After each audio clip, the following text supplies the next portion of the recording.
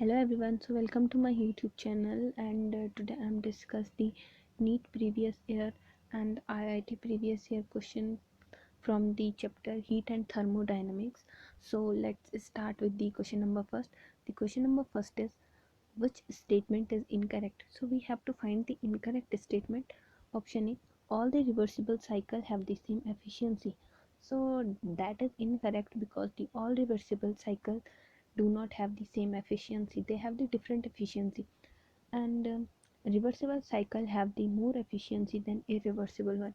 So ये हमारा correct statement है. Option C, Carnot cycle is a reversible one, ये हमारा also correct. And Carnot cycle has the maximum efficiency in all cycles, तो ये भी हमारा राइट है. मूव ऑन दी, तो राइट आंसर हमारा जो आता है वो है ऑप्शन ई. सो जो हमारा नेक्स्ट क्वेश्चन है वो है infrared radiation is detected by. जो इंफ्रारेड रेडिएशन है हम उसको किसकी मदद से डिटेक्ट कर सकते हैं? Option A spectrometer, option B is pyrometer, option C is nanometer and option D is photometer. So जो इसका राइट आंसर है वो है ऑप्शन बी, पायरोमीटर. सो जो गाइस जो हमारा राइट ऑप्शन है वो है option B. Move on the next question. Heat given to a body which rises its temperature by 1 degree Celsius is. जो हम किसी बॉडी को हीट देते हैं और उसका टेम्परेचर 1 डिग्री सेल्सियस से बढ़ जाता है तो उसको क्या कहते हैं? Option A water equivalent, option B thermal capacity, option C specific heat and option D is temperature gradient. So जो इसका राइट आंसर है वो है option B is thermal capacity. So जो गाइस जो राइट आंसर है ऑप्शन बी है. Move on the next question. Which of the following is the more close to the black body? So black body के ज़्यादा close कौन सा होगा? Option A blackboard paint, option B green leaves, option C black hole and option D is red roses. So जो इसका right answer है वो है option A blackboard paint. So जो हमारा करेक्ट आंसर है वो है option A. Next question is if the mass energy equivalence is taken into account when water is cooled from ice, mass of water should be. तो हमने mass energy equivalence लिया, उसमें हमने वाटर को cool किया और आइस बनाया, तो मास क्या होगा? तो इसका जो राइट आंसर है वो है option C. Move on the next question.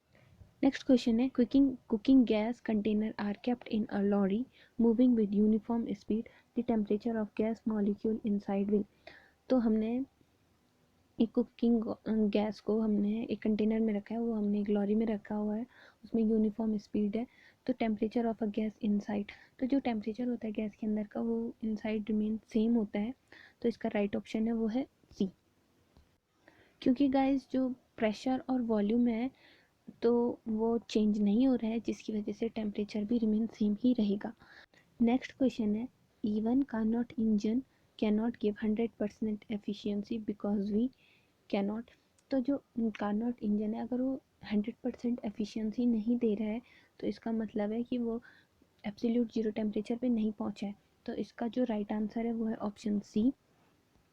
Because जो कि कार्नोट इंजन होता है वो 100% एफिशिएंसी एब्सोल्यूट जीरो टेम्परेचर पे ही देता है. तो हमारा राइट आंसर ऑप्शन सी हो जाता है. नेक्स्ट क्वेश्चन है heat can not by itself flow from a body at lower temperature to body at higher temperature is statement of the consequence of. जो हीट है वो हमारे lower temperature वाली body से हायर टेम्परेचर वाली body में नहीं जाती, तो ये किसका वो कंसिक्वेंस है? अपने आप नहीं जाती है, तो ये है सेकेंड लॉ ऑफ थर्मोडाइनमिक्स. तो जो हमारा राइट आंसर है वो है ऑप्शन ए, क्योंकि गाइज ये statement second law of thermodynamics का है. Move on the next question. Next question है which of the following parameter does not characterize the thermodynamic state of matter. तो इसमें से कौन सा थर्मोडाइनमिक स्टेट ऑफ मैटर को नहीं बताता है? वो है हमारा वर्क नहीं बताता, pressure, temperature, volume, number of mole, ये सब बताते हैं लेकिन वर्क नहीं बताता. तो जो हमारा राइट ऑप्शन है वो है ऑप्शन सी. अगला क्वेश्चन है according to Newton law of cooling rate of cooling of a body is proportional to the theta the power n when the del theta is the difference of the temperature of the body and surrounding and n is equal to. तो n किसके equal होगा? सो जो guys Newton का law है वो है minus D Q divided by D T is equal to K into delta T, where the K is constant और delta T को हम टेम्परेचर डिफरेंस बोलते हैं जिसकी पावर 1 होती है। सो हमारा जो राइट आंसर है वो हो जाता है ऑप्शन डी। सो जो हमारा राइट ऑप्शन है वो है डी। नेक्स्ट क्वेश्चन है which of the following statement is correct for the thermodynamic system. Option A change in entropy can never be zero, option B internal energy of entropy and state function, and option C is internal energy changes in all process, and option D work done in adiabatic process is always zero। तो guys ये सारे A C and D सारे statement है वो wrong है accept B, ये दोनों internal energy और एंट्रोपी दोनों ही स्टेट फंक्शन है। अगला क्वेश्चन है which of the following is incorrect regarding the first law of thermodynamics. So option A है it is statement of the principle of conservation of energy, so ये हमारा right है।